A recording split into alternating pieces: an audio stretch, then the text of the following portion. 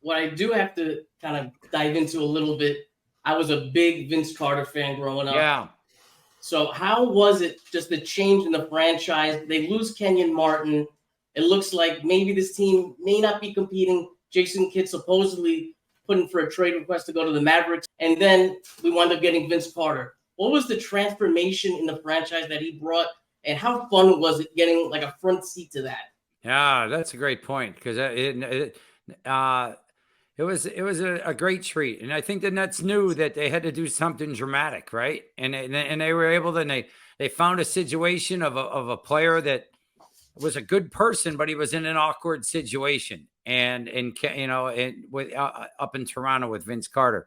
Listen, just watching him perform, the game was very easy to him. He was like a natural artist. It was beautiful to watch the way he could elevate and fly, and the dunks that he would do on people.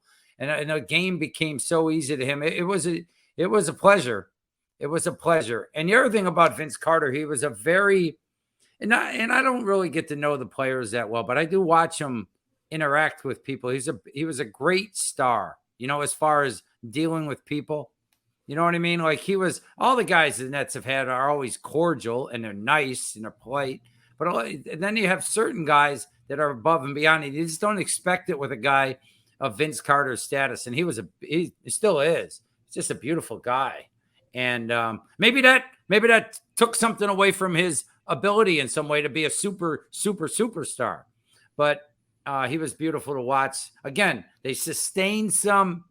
They gave themselves a chance with another different version of the New Jersey Nets team at that time, and lasted for a while. And then, everybody, things changed with people. Jason Kidd got a little disgruntled, all that. You have to make moves, and things turn over. That's just the nature of the NBA or anywhere or college or wherever. Things turn over and they change. You've got to be able to try to adjust, but sometimes you got to go down a little bit before you come back up.